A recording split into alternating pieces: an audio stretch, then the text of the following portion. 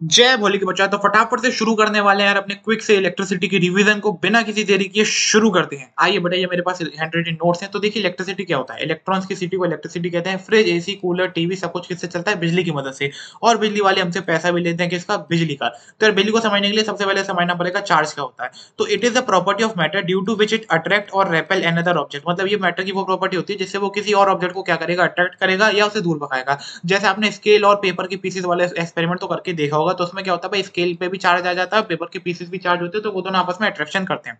अब देखो चार्ज दो प्रकार के होते हैं, पॉजिटिव और नेगेटिव। अब अगर दो डिफरेंट चार्जेस होते हैं तो वो आपस में क्या करेंगे? अट्रैक्शन करेंगे। जैसे लड़का और लड़की, डिफरेंट जेंडर्स। और अगर वो दो सेम चार्जेस हैं, जैसे पॉजिटिव पॉजिटिव या नेगेटिव नेगेटिव, तो वो क्या करेंगे? रिपल्जन। जैसे लड़का लड़का और लड़की लड़की। ठीक है। चार्ज कहाँ होता है? तो बेटा चार्ज होता है एटम में। एटम में कहाँ सर? इलेक्ट्रॉन्स पे होता है। कौन सा चार्ज होता है? नेगेटिव। अब देखो अगर किसी चीज में क्या होता है भैया, प्रोटॉन की संख्या ज्यादा है तो उसमें आ जाता है पॉजिटिव चार्ज। किसी चीज में प्रोटॉन की संख्या कम, इलेक्ट्रॉन की ज्यादा है तो उसमें आ जाता है नेगेटिव चार्ज। ठीक है।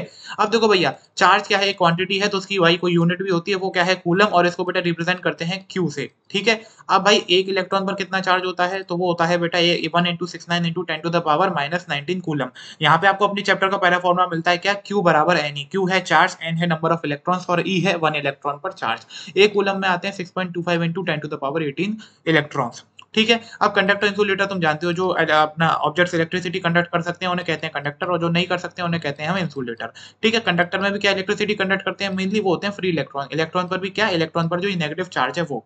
इलेक्ट्रिसिटी दो प्रकार की होती है, स्टैटिक और करंट। स्टैटिक इलेक्ट्रिसिटी में क्या होता है? चार्ज जो होते हैं वो मूव नहीं करते हैं, बस वहीं बैठे रहते हैं। जैसे अपना स्केल और उसको वाला था, उसमें क्या होता है? हमें करंट नहीं लगेगा। लेकिन जो करंट इलेक्ट्रिसिटी होती है उसमें क्या होता है? चार्जेस फ्लो करते हैं। ठीक है। उससे हमें करंट भी लग सकता है। अब अगला टॉपिक है इलेक्ट्रिक पोटेंशियल क्या होता है। बेटा जो एक चार्ज को हमें इन्फिनिटी से किसी दूसरी पॉइंट में लाने पर एक इलेक्ट्रिक फील्ड में वर्क करना पड़ता है, उसे अपन क्या कहते हैं? Electric potential. ठीक है। ये चार्ज मेरा इन्फिनिटी पे था, ये दूसरा चार्ज था, इसकी इलेक्ट्रिक फील्ड पूरे में ऐसे ऐसे आ रही थी। अब मैं अपने इस छोटू वाले चार्ज को इस पर लेके आया तो क्या हो रहा था? कुछ रिपल्जन का फोर्स लग रहा था इसकी तरफ से। लेकिन फिर इसके अगेंस्ट में जो मैंने काम किया बेटा, वो क्या है? मेरा इलेक्ट्रिक पोटेंशियल है, एक तरीके से इलेक्ट्रिसिटी भाषा में। ठीक है। इलेक्ट्रिक पोटेंशियल का फॉर्मूला क्या होता है? Work done upon charge. क्या होता है? Electric work done upon charge. अब पोटेंशियल डिफरेंस क्या होता है बेटा? सीधे सीधे बोलूं तो दो पॉइंट के इलेक्ट्रिक पोटेंशियल का डिफरेंस ही क्या होता है? पोटेंशियल डिफरेंस होता है। वैसे आप ये कह सकते हैं कि अगर किसी चार्ज को आप इलेक्ट्रिक फील्ड में एक पॉइंट से दूसरे पॉइंट पर लेकर जा रहे हैं, तो उसमें जो आपने वर्क करा वो होता है इलेक्ट्रिक पोटेंशियल। मेनली डिफरेंस क्या है भाई, कि इसमें जो इन्फिनिटी है वो इंक्लूड नहीं होता है, सिर्फ इसमें फील्ड के अंदर के दो पॉइंट इंक्लूड होते हैं। अब देखो पोटेंशियल डिफरेंस का भी फॉर्मूला वही सेम रहता है, क्या? W upon Q. ठीक है। बाकी अगर आपको दो पॉइंट्स का इलेक्ट्रिक पोटेंशियल दिया हो तो आप उसका भी डिफरेंस करके पोटेंशियल डिफरेंस निकाल सकते हैं। इनकी यूनिट होती है वोल्ट। ठीक है बेटा। और क्या हो गया अपना, बाकी जो होता है वर्क डन, उसकी यूनिट होती है जूल। ठीक है। वो एनर्जी की यूनिट होती है। बाकी न्यूमेरिकल ऐसे देख लेना आराम से। अब देखो भाई बात करते हैं करंट क्या होता है। देखो इलेक्ट्रिक चार्ज के फ्लो को क्या कहते हैं? करंट कहते हैं। इलेक्ट्रिक चार्ज का फ्लो यानी इलेक्ट्रॉन्स का फ्लो। बाकी जो करंट होता है बेटा, उसकी यूनिट क्या होती है? वो होती है एम्पियर, और इसको डिनोट करते हैं आई से। बाकी एम्पियर को शॉर्ट में ए लिख सकते हैं, कैपिटल वाला। और यहाँ से मैं आपको दूसरा फॉर्मूला मिलता है क्या, कि करंट बराबर चार्ज अपॉन टाइम। ठीक है। ये आप न्यूमेरिकल का मुझे आंसर बताएंगे फटाफट से। अब now continuous flow of electric current के लिए आपको क्या करना पड़ता है? बैटरी को कनेक्ट करना पड़ता है। बैटरी से क्या होता है बेटा? पोटेंशियल डिफरेंस कुछ बढ़ता है, जिससे कि करंट फ्लो हो पाता है। अगर आपका पोटेंशियल डिफरेंस जीरो होगा तो बेटा करंट भी क्या हो जाएगा? जीरो हो जाएगा, वो भी फ्लो नहीं करेगा। क्यों? आप ये समझो, जैसे ये दो जा रहे हैं, इनमें जो डिफरेंस है वाटर लेवल में, वो क्या है? वो बेटा पोटेंशियल का डिफरेंस है। और फिर ये जो आपका पाइप में पानी फ्लो हो रहा है, इनको आप समझो इलेक्ट्रॉन्स है, तो इलेक्ट्रॉन का फ्लो ही क्या होता है? करंट होता है। तो मतलब जब कुछ डिफरेंस है तो क्या हो रहा है? फ्लो हो रहा है। लेकिन जब बेटा डिफरेंस जो है वो जीरो हो गया, तो वाटर हमारा स्टिल हो गया, यानी जो चार्ज है वो स्टिल हो गया, वो फ्लो नहीं होते। ऐसे ही हमारा पोटेंशियल डिफरेंस और करंट में रिलेशन होता है आपस में। अब देखो डायरेक्शन ऑफ करंट क्या है। वैसे तो इलेक्ट्रॉन का फ्लो ही होना चाहिए था, पर वो है नहीं। इलेक्ट्रॉन का फ्लो होता है नेगेटिव से पॉजिटिव की तरफ, पर करंट का फ्लो होता है पॉजिटिव से नेगेटिव की तरफ। ऐसा क्यों भाई? बड़े बूढ़ों ने मान लिया था, उस समय इलेक्ट्रॉन डिस्कवर हुए नहीं थे, तो इसलिए उन्होंने पॉजिटिव टू नेगेटिव ही मान लिया था। अब इसलिए कहते हैं इसे कन्वेंशनल फ्लो ऑफ करंट। ठीक है। यहाँ पे आप समझ सकते हो। अब इलेक्ट्रिक सर्किट क्या होता है बेटा? कुछ नहीं, एक वायर के कंडक्टिंग पाथ में हमने एक रेजिस्टेंस लगा दी, एक बैटरी लगा दी और एक स्विच लगा दिया। इसी के और उसमें करंट फ्लो करा दिया, तो उसी को क्या कहते हैं भैया? इलेक्ट्रिक सर्किट कहते हैं। बाकी भाई बात करें ओम्स लॉ। ओम्स लॉ क्या होता है बेटा? इसमें हमें बताया गया कि सर्किट में अगर हम पोटेंशियल डिफरेंस क्या करेंगे? बढ़ाएंगे, तो फिर क्या होगा? जो इलेक्ट्रिक करंट है वो क्या होता है? बढ़ता है अपने आप। वही है कि एट कांस्टेंट टेंपरेचर पर अगर आप वोल्टेज बढ़ाएंगे तो करंट भी बढ़ेगा, क्योंकि वोल्टेज और करंट आपस में एक दूसरे के डायरेक्टली प्रोपोर्शनल होते हैं। यहाँ से हमें एक फॉर्मूला मिलता है क्या? V is equal to I R. जो आर है वो अपना रेजिस्टेंस होता है। रेजिस्टेंस क्या है बेटा? वैसे तो वो हर एक चीज है जो अपना क्या करती है? करंट को कंज्यूम करती है। लेकिन यहाँ पर अगर इसकी डेफिनेशन देखें तो वो ये आती है, it is a property of matter due due to which it opposes the flow of current, जिससे वो करंट का फ्लो अपोज करते हैं। आपका बल्ब है, कोई भी अप्लायंस यूज़ हो रहा है, जो भी चीज़ करंट को यूज़ करे वो क्या होती है भाई, वो सभी रेजिस्टेंसेस होती हैं। अब देखो वायर के अंदर कैसे रेजिस्टेंस होती है भाई, इलेक्ट्रॉन चल रहे होते हैं तो वो अंदर के एटम से आयन से टकराते हैं, उससे क्या होता है भाई, रुकावट पैदा होती है करंट के फ्लो में, जिससे कि क्या होता है रेजिस्टेंस प्रोड्यूस होती है। रेजिस्टेंस की ऐसा यूनिट होती है ओम, इसको रिप्रेजेंट करते हैं एस से। ठीक है, बाकी भाई रेजिस्टेंस जो है डिपेंड करती है मटेरियल पर और लेंथ पर। अगर लेंथ बढ़ेगी तो रेजिस्टेंस भी बढ़ेगी। एरिया पर भी डिपेंड करती है, जितना वायर मोटा होगा उतनी रेजिस्टेंस क्या होगी, कम होगी, और जितना वायर पतला होगा उतनी रेजिस्टेंस क्या होगी, ज्यादा होगी। ठीक है बेटा, बाकी रेजिस्टेंस जो होती है वो इनवर्सली प्रोपोर्शनल होती है डायमीटर के स्क्वायर के, ये आप ध्यान से देख लेना। उसके बाद भाई टेम्परेचर बढ़ेगा तो भी रेजिस्टेंस बढ़ती है। बाकी यहाँ से हमें फॉर्मूला क्या मिलता है बेटा, आर बराबर एल अपॉन ए इंटू रो। ये जो रो है बेटा ये क्या है, ये रेजिस्टिविटी का सिंबल है। रेजिस्टिविटी क्या होती है, रेजिस्टिविटी बेटा एक मटेरियल डिपेंडेंट प्रॉपर्टी होती है, जो अपने वायर के अंदर मैंने आपको बताया ना कि इलेक्ट्रॉन टकराते हैं एक दूसरे से, तो वो किस में कितना ज्यादा टकराएंगे उसी को अपन कहते हैं रेजिस्टिविटी। रेजिस्टिविटी होता है वो सिर्फ सब्सटेंस पर डिपेंड करता है और टेम्परेचर पर डिपेंड करता है। अगर टेम्परेचर बढ़ेगा तो रेजिस्टिविटी बढ़ेगा, बाकी हर सब्सटेंस की अलग अलग होती है। जैसे जो अलॉयज की रेजिस्टिविटी होती है वो मेटल्स से क्या होती है, ज्यादा होती है एज कम्पेयर। ठीक है, बाकी रेजिस्टिविटी का फॉर्मूला क्या होता है, area into resistance upon length, इसकी यूनिट होती है ओम मीटर। ठीक है बेटा, उसके बाद अगर हम बात करें इलेक्ट्रिक आयरन, आयरन में भी नाइक्रोम वायर होता है, क्योंकि वो एक अलॉय का वायर है, जिससे कि भाई हीट ज्यादा प्रोड्यूस हो पाए, उसकी रेजिस्टिविटी ज्यादा होती है। अब इस न्यूमेरिकल का आप लोग मुझे आंसर बताइएगा। बाकी बेटा अब हम बात करते हैं कॉम्बिनेशन ऑफ रेजिस्टेंसेस को आपस में कैसे कनेक्ट किया जा सकता है। तो उसके दो रास्ते होते हैं, पहला होता है हम साथ साथ है, यानी ट्रेन के डिब्बों की तरह, कैसे सीरीज में 1 2 3 लाइन से लगे हुए हैं। इसमें बेटा क्या होता है, जो टोटल रेजिस्टेंस होती है वो भाई सब रेजिस्टेंस का सम होता है। इसमें अपना करंट जो होता है वो तो सेम रहता है, लेकिन जो पोटेंशियल डिफरेंस है वो डिवाइड रहता है, यानी यहाँ पर कुछ और यहाँ पर कुछ, यहाँ पर कुछ, पर करंट तीनों पे ही सेम।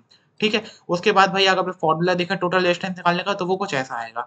बाकी आप इसका डेरिवेशन भी यहाँ से देख सकते हैं। अब इस न्यूमेरिकल का मैंने आंसर कर दिया था, आप और भी प्रैक्टिस कर लीजिएगा। अब अगर हम बात करें रेजिस्टेंस जब पैरेलल में कनेक्ट होती है तो कैसे, बेटा आपने मल्टी स्टोरी देखी है तारक मेहता में, जैसे फ्लैट बने हुए हैं, ये मेरा, ये जेठालाल का, ये डॉक्टर भिड़े का, ये तारक का। ऐसे क्या होता है, फ्लैट की तरह ही रेजिस्टेंस से जुड़ी होती है, जैसे एक रेजिस्टेंस नीचे एक ऊपर और एक उसके ऊपर जैसे। ठीक है, यहाँ पे क्या होता है, जो करंट है बेटा वो डिवाइड होता है और जो वोल्टेज है वो सेम रहता है। ठीक है, बाकी जो यहाँ पर टोटल रेजिस्टेंस आती है ना, वो हमारे एक सबसे छोटे रेजिस्टेंस की जितनी रेजिस्टेंस है उससे भी क्या आती है, कम आती है बेटा। ठीक है, ये आपको ध्यान से देख लेना है। उसके बाद यहाँ पर जो फॉर्मूला बनता है वो क्या है, 1 अपॉन टोटल रेजिस्टेंस बराबर 1 upon R1 plus 1 upon R2 plus 1 upon R3।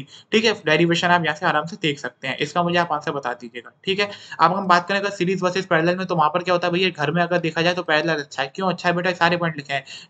Defect होने पर, ऑन ऑफ होने पर, वोल्टेज में क्या दिक्कत होती है और रेजिस्टेंस का क्या फर्क पड़ता है, ये आप ध्यान से यहाँ पर पढ़ सकते हैं। ठीक है, देन अगर हम बात करेंगे इलेक्ट्रिक पावर की, इलेक्ट्रिक पावर क्या है, तो बेटा it is the rate at which electrical energy is consumed. ठीक है, मान के चलो मैंने वो कोई काम करा, 30 जूल काम करा 3 सेकंड में, तो मेरी पावर क्या आ गई भाई, 30 का डिवाइड दिया 3 से 10 जूल, यानी मैं 1 सेकंड में कितना काम कर सकता हूँ, 10 जूल कर सकता हूँ। इलेक्ट्रिक पावर का फॉर्मूला आप देख लीजिए, यहाँ से क्या होता है, वर्क डन अपॉन टाइम, और बाकी जो इसकी यूनिट होती है वो होती है वॉट। ठीक है, यहाँ से आपको पावर के 4 फॉर्मूला मिलते हैं, सारे मैंने आपको डिराइव करके दिखाए हैं, आप आराम से इन्हें कर सकते हैं। यहाँ पे आपको जब वी आई मिल जाएगा तो उसी में आप फिर एक बार वी की वैल्यू रख देना और एक बार आई की वैल्यू रख देना, तो उससे दोनों से काम हो जाएगा। ठीक है, अब बेटा according to law of conservation क्या होता है, ऑफ एनर्जी की जो वर्क डन हम करते हैं ना, वही हमारे इलेक्ट्रिक एनर्जी के बराबर होता है। इसलिए आप देखें वहां पर जो मेरा यहाँ पर जो 10 जूल आ रहा था, वही यहाँ पर बेटा आपकी 10 वॉट आएगी इलेक्ट्रिक पावर। ठीक है, सॉरी 10 पावर नहीं, वो इलेक्ट्रिक एनर्जी मैं दूसरा बोलना चाह रहा था यहाँ पे, एक ध्यान से कि जो वर्क डन अपन ने टोटल करा था 30 जूल का, वो किसके बराबर आता है बेटा, वही मेरी इलेक्ट्रिक एनर्जी के बराबर आता है, बस यूनिट बदल जाती है। कैसे आप समझते हैं, देखो बेटा यहाँ पर जो आपको दे रखा है ये वाला नहीं है, नीचे है इसके बाद। हाँ, इलेक्ट्रिक एनर्जी का जो है वो फॉर्मूला क्या होता है भैया, electric energy power is equal to electric energy upon time, तो पावर इंटू टाइम बराबर क्या हो जाता है, इलेक्ट्रिक एनर्जी हो जाता है। अब यहाँ पर इसकी यूनिट है आवर और इसकी यूनिट है वॉट, तो ये क्या मिल जाता है अपने को, वॉट आवर मिल जाता है। मान के चलो मेरा एक 5 वॉट का बल्ब है, 10 सेकंड के लिए यूज करा, तो अगर मैं इसे कन्वर्ट करूंगा बेटा किस में, वो इसमें निकालने के लिए, तो मेरा कुछ आएगा 0.0138 वॉट आवर। एक तरीके से ये क्या है, ये रीडिंग है, ये हमें बताना चाहता है कि भाई ये उतनी एनर्जी कंज्यूम करेगा जितना अगर एक 0.013 वॉट का अप्लायंस 1 घंटे के लिए यूज करा जाए, वो जितनी एनर्जी कंज्यूम करेगा उतना ये 10 सेकंड में कर देगा। तो उसकी एनर्जी निकालने के लिए अपन क्या करते हैं, सिंपल बस वॉट को जूल अपॉन सेकंड में खोल देते हैं और आवर को भैया 3600 सेकंड में खोल देते हैं, मल्टीप्लाई करके आपका 50 जूल यहाँ पर भी आएगा। वरना मेरे तरीके से करें कि भैया 5 वॉट दे रखा है, तो इसका मतलब क्या है कि वो 1 सेकंड में 5 जूल करेगा, तो फिर 10 सेकंड में कितनी करेगा, 50 जूल, जैसे भी कर सकते हैं। अब चलते हैं भैया, मान के चलो ये तो आपका बेटा सिंपल है, आप इसे पढ़ सकते हैं कि 30 वॉट का चार्जर जल्दी क्यों चार्ज करता है, क्योंकि बेटा जो अपना वॉट है वो किस पर डिपेंड है, पावर, वो है अपना वर्क डन पे डिपेंड। वर्क डन भाई किस पर डिपेंड है, पोटेंशियल डिफरेंस पर डिपेंड है। तो बेटा जितना ज्यादा पोटेंशियल डिफरेंस होगा उतना ज्यादा क्या होगा, चार्ज बनेगा, वो करंट बनेगा, और जितना ज्यादा करंट बनेगा उतना ज्यादा आपका चार्ज बनेगा, और जितना ज्यादा चार्ज उतनी जल्दी फोन चार्ज होगा। ये एक इनका रिलेशन है आपस में। अगर हम बात करें इलेक्ट्रिक एनर्जी में तो भैया वही है, ये तो मैंने आपको समझा ही दिया सब, वो तो खत्म हो गया। हाँ, अब commercial unit of electric energy की बात करें तो वो क्या होती है बेटा kilowatt per hour. Kilowatt per hour का मतलब क्या है भैया जी, कि यहाँ पे आपने देख लिया 1 किलोवाट में 1000 वाट होते हैं, ये 1 यूनिट होती है एनर्जी की, तो ये कितनी जूल हो गया? 1000 वाट हो गया। अब आपने क्या करा, बस वो आवर को खोल लिया और वॉट को भी जूल अपॉन सेकंड में खोल लिया, तो आपको कुछ इतने जूल मिल जाएँगे बेटा, कितने? इतने जूल। ठीक है? तो ये आपकी 1 यूनिट इलेक्ट्रिसिटी की होती है 1 किलोवाट आवर। इसकी कीमत आजकल 3 से 5 रुपए चल रही है, इस पर कई सारे क्वेश्चन आते हैं, आप कर सकते हैं। बिजली वाले पैसे क्यों लेते हैं? बेटा बिजली वाले हमसे पैसे लेते हैं पोटेंशियल डिफरेंस देने के। आपने सुना होगा 220 वोल्ट की बिजली आ रही है 440 वोल्ट, क्यों? क्योंकि जो इलेक्ट्रिक एनर्जी है वो किस पर डिपेंड है? पावर इंटू टाइम पे। पावर किस पर डिपेंड है बेटा? वर्क डन अपॉन टाइम पे। वर्क डन किस पर डिपेंड है? भाई पोटेंशियल डिफरेंस पे। तो अगर पोटेंशियल डिफरेंस 0 हो जाएगा तो करंट भी 0 हो जाएगा और वर्क डन भी 0 हो जाएगा। इसलिए वो हमें जो पोटेंशियल डिफरेंस क्रिएट करते हैं ना, उसी के हमसे पैसे लेते हैं। इसी के बाद बेटा मैं आपसे कहना चाहूँगा कि आप मुझसे ये कहोगे शायद कि मेरा दिमाग में चैप्टर बस छप गया है। अगर ऐसा है तो भाई कमेंट करके बताना, बाकी इसका डिटेल लेक्चर भी डला हुआ है, वो भी जाके देख सकते हो। वीडियो अच्छी लगी तो लाइक करो, शेयर करो, चैनल को सब्सक्राइब करो। मिलते हैं अगली वीडियो में। जय भोले की।